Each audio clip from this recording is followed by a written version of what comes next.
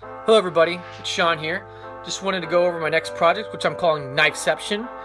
You might be asking yourself, what is that? Well, basically, it's a knife within a knife. And so, we got some new kitchen knives at our house. This is an old one. Didn't feel like it was quite ready to be thrown away, so wanted to breathe some new life into it. And so what we're gonna do is basically contour this blade to be a smaller single hand knife, maybe something you could use on a camping trip outdoors, maybe working on some skinning or caping. It's going to have a pretty thin blade profile, a little bit of flexibility to it, so it might be a little bit more of a knife to use with some dexterity, a little bit of detail to it. So process is not too difficult. We're not going to worry about hardening, heat treating, any of that stuff with this blade since it's already a knife. The process is just going to be cutting it out to the profile that we want, getting it sanded in and set up to fit your hand nicely, and then trying to explore a couple different handle materials. I've got some of these from just online stores. This is a set of micarta, which is just fabric-based stacked layers with resin. It's a really hard material. Along the same type of idea, this is more of a fake jade, so it's an acrylic material that would kind of look like a translucent stone when it's all said and done. I'm not sure which one I'll use yet. We'll figure that out as we go through the process a little bit more.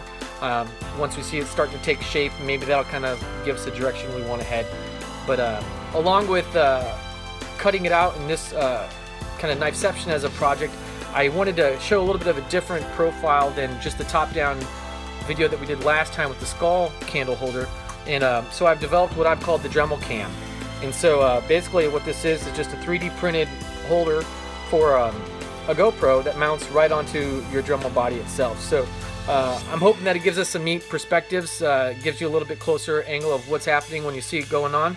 I'll talk a little bit more about that in just a different video, but excited to see how that comes about and trying to capture some of this stuff for you guys.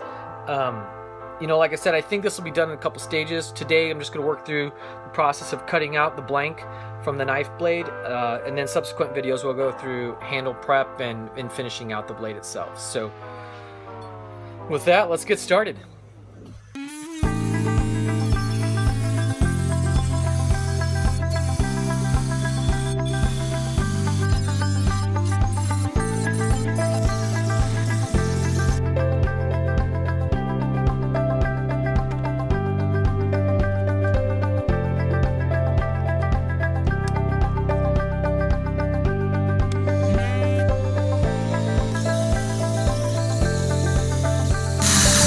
Well, here's the knife. What used to be one big knife has now been cut into a smaller knife. It's just roughed in a little bit right now, but it's got a nice little finger hold there. Get in, have more control over that knife hopefully. You know, obviously it's a bit thin. You know, we'll bulk that up with some of that handle material we talked about, whether it's the jade material or some of that micarta.